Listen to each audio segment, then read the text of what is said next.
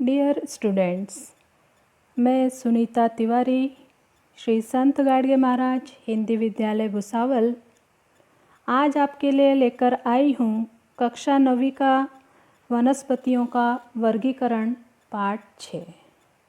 इसके पहले हम सजीवों के पंचजगत वर्गीकरण के बारे में अध्ययन कर चुके हैं। आज हम देखते हैं वनस्पतियों का वर्गीकरण किस प्रकार किया गया है और उनका आधार क्या है। वनस्पतियों के वर्गीकरण के अंतर्गत वनस्पति जगत को दो उप जगत में वर्गीकृत किया गया है। पहला है अबीजपत्री वनस्पति यानी बीज रहित वनस्पतियाँ, जिन्हें क्रिप्टोगैम्स भी कहा जाता है। दूसरा जो उपजगत है वह है बीज पत्री वनस्पतियों का, अर्थात बीजधारी वनस्पतियाँ, जिन्हें फेनेरोगैम्स भी कहा जाता है। उसके पश्चात है वर्गीकरण का चार्ट, जिसके आधार पर अलग अलग विभागों की हम व्याख्या करेंगे और उनकी आकृति को स्पष्ट करेंगे।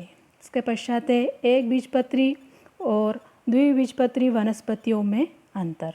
तो चलिए देखते हैं वनस्पतियाँ क्या होती है और उनके वर्गीकरण का आधार क्या है। वनस्पतियाँ कोशिका भित्ति युक्त दृश्य केंद्र की स्वयंपोषी सजीवों को वनस्पति कहा जाता है। ये अपना भोजन प्रकाश संश्लेषण की प्रक्रिया के द्वारा बनाते हैं। सन 1883 में एचर नामक वैज्ञानिक ने वनस्पति जगत को दो उपजगत में वर्गीकृत किया। वर्गीकरण का जो आधार था वनस्पतियों के वर्गीकरण का, उसमें सबसे पहला जो मुद्दा था वह था वनस्पति में अंग है या नहीं। दूसरा, वनस्पतियों में बीज धारण करने की क्षमता है या नहीं, अर्थात उनमें बीज पाए जाते हैं या नहीं पाए जाते हैं। तीसरा जो मुद्दा था, पाए जाने वाले जो बीज हैं वो फल से ढके हैं या नहीं। चौथा है बीज पत्रों की संख्या, अर्थात उनमें बीजों की संख्या 1 है अथवा 2। तो देखते हैं पहला उपजगत अबीजपत्री अर्थात बीज रहित वनस्पतियाँ या क्रिप्टोगैम्स। इस उपजगत की सभी वनस्पतियों में प्रजनन बीजाणु की सहायता से होता है। इनकी प्रजनन संस्था अप्रकट होने के कारण उनके प्रजनन अंग छिपे हुए होते हैं। इस उपजगत को विशेष गुणधर्मों के आधार पर 3 विभागों में विभाजित किया गया है। पहला जो विभाग है उसे कहा गया है थैलोफाइटा। थैलोफाइटा, फाइटा का अर्थ होता है वनस्पति या प्लांट, और थैलो मीन्स थैलस यानी बैग लाइक स्ट्रक्चर, यानी ये जो वनस्पतियाँ होती है इनका कोई निश्चित आकार नहीं होता और ये वनस्पतियाँ पानी में पाई जाती है, जैसे शैवाल। और पहले जो वर्गीकरण हुआ था उसके आधार पर इसमें कुछ कवकों को भी रखा गया था, लेकिन कवक परपोषी होने के कारण फिर इन्हें वनस्पति का दर्जा नहीं दिया गया। दूसरा जो विभाग है वो आता है ब्रायोफाइटा। ब्रायम प्लस फाइटा से बना हुआ है। ब्रायम मतलब लीफ और फाइटा मतलब प्लांट, यानी इन वनस्पतियों के शरीर की जो रचना होती है वो पत्ती के समान चपटी होती है। तीसरा जो विभाग है वह है टेरिडोफाइटा। इन वनस्पतियों में जड़, तना, पत्ती जैसे अंग स्पष्ट रूप से दिखाई देते हैं, किंतु इनमें फल और फूल नहीं पाए जाते हैं। तो चलिए देखते हैं इन विभागों की मुख्य विशेषताएं।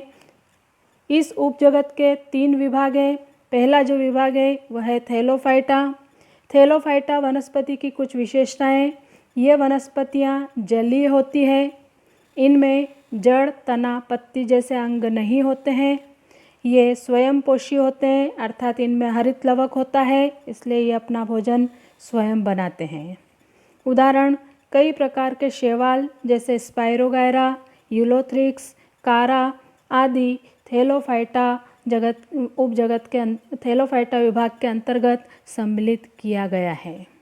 दूसरा जो विभाग है वह है ब्रायोफाइटा। ब्रायोफाइटा समूह की वनस्पतियाँ उभयचर होती है, क्योंकि इनकी वृद्धि नम मिट्टी में होती है, किंतु प्रजनन के लिए इन्हें पानी की आवश्यकता होती है। इसलिए इस विभाग की वनस्पतियों को उभयचर वनस्पति भी कहा जाता है। इनका आकार चपटा रिबन जैसा होता है, अर्थात पत्तियां नहीं होती किंतु पत्तियों जैसी रचनाएं होती है। जड़ों की जगह जड़ों जैसे अंग मूलाभ होते हैं, जैसे कि चित्र में हमें दिखाई दे रहे हैं। तीसरा जो विभाग है वह है टेरिडोफाइटा। इन वनस्पतियों में जड़, तना, पत्ती जैसे अंग स्पष्ट रूप से दिखाई देते हैं, किंतु इनमें पुष्प और फल नहीं पाए जाते हैं। जल तथा भोजन के संवहन के लिए स्वतंत्र ऊतक पाए जाते हैं। इनमें अलैंगिक प्रजनन बीजों द्वारा तथा लैंगिक प्रजनन युग्मक द्वारा होता है। इसका सबसे अच्छा उदाहरण है सिलेजिनेला या फिर फर्न, जो कि आपको चित्र में दिखाई दे रहा है, और जो पर्णांग है उसके बीजाणुधानी के गुच्छे या पुंज वहाँ पर समूह दिखाई दे रहे हैं। अब आता है उपजगत बीजपत्री यानी कि बीजधारी वनस्पतियाँ फेनेरोगेम्स। इन वनस्पति में प्रजनन के लिए विशेष ऊतक होते हैं और वे बीज उत्पन्न करते हैं। बीज के अंदर भ्रूण के साथ संचित पोषक पदार्थ होता है। यदि यह बीज फल से ढका हुआ नहीं है तो उसे अनावृत बीजी अर्थात जिम्नोस्पर्म्स कहते हैं, और यदि यह बीज फल से ढके हुए होते हैं तो उसे आवृत बीजी वनस्पति अर्थात एंजियोस्पर्म कहते हैं। तो देखते आगे इनकी कुछ विशेषताएं। सबसे पहला है जिम्नोस्पर्म अर्थात अनावृत बीजी वनस्पति। जिम्नोस्पर्म, जिम्नो और स्पर्म इन दो शब्दों से मिलकर बना हुआ है। जिम्नो का अर्थ होता है अनावृत या ओपन, और स्पर्म का अर्थ है बीज। अर्थात ये जो वनस्पतियाँ होती है, इन वनस्पतियों के बीजों पर आवरण नहीं होता है। ये वनस्पतियाँ बहुधा सदाहरित, बहुवर्षीय तथा काष्ठीय होती है। इन वनस्पतियों के तनों में शाखाएं नहीं होती है, सिर्फ पत्तियां मिलकर चक्रीय मुकुट का निर्माण करती है। इनके बीज आवरण रहित होते हैं, इसीलिए इन्हें अनावृत बीजी कहा जाता है। ज़्यादातर ये जो वनस्पतियां होती है ये शोभायमान होती है। ऑर्नामेंटल प्लांट्स ज़्यादातर जिम्नोस्पर्म में पाए जाते हैं। उदाहरण के तौर पर आपको चित्र में दिखाई दे रहा है साइकस जो वनस्पति है वह जिम्नोस्पर्मिक प्लांट है, अर्थात अनावृत बीजी वनस्पति है। दूसरा जो विभाग है वह है एंजियोस्पर्म। एंजियोस्पर्म शब्द एंजियोस प्लस स्पर्म से मिलकर बना है। एंजियोस का अर्थ होता है कवर अर्थात आवरण, और स्पर्म यानी बीज, यानी ऐसी वनस्पतियाँ जिसमें फलों के अंदर बीज की निर्मित होती है, अर्थात बीज पर आवरण होता है। इन वनस्पतियों में आने वाले फूल ही इनके प्रजनन अंग है। फूलों का रूपांतरण फलों में होता है तथा फलों के अंदर बीज की निर्मित होती है। बीज की उपस्थिति के आधार पर ही या बीजों की संख्या के आधार पर ही इन्हें दो वर्गों में विभाजित किया गया है। एक बीजपत्री वनस्पति यानी मोनोकॉट, जिनके बीजों के दो भाग नहीं हो सकते, ऐसी वनस्पतियों को एक बीजपत्री वनस्पति कहा गया है। दूसरा जो भाग है वह है द्विबीजपत्री वनस्पति अर्थात डायकॉट, जिनके बीज आसानी से दो भागों में विभाजित हो जाते हैं। चलिए आइए देखते हैं एक बीजपत्री और द्विबीजपत्री में मुख्य रूप से क्या अंतर है। पहला जो है बीज के आधार पर यदि हम उसमें अंतर देखते हैं तो एक बीजपत्री वनस्पतियों में एक बीजपत्र होता है, जबकि दो बीजपत्री वनस्पतियों में बीज के दो भाग होते हैं, अर्थात दो बीजपत्र होते हैं।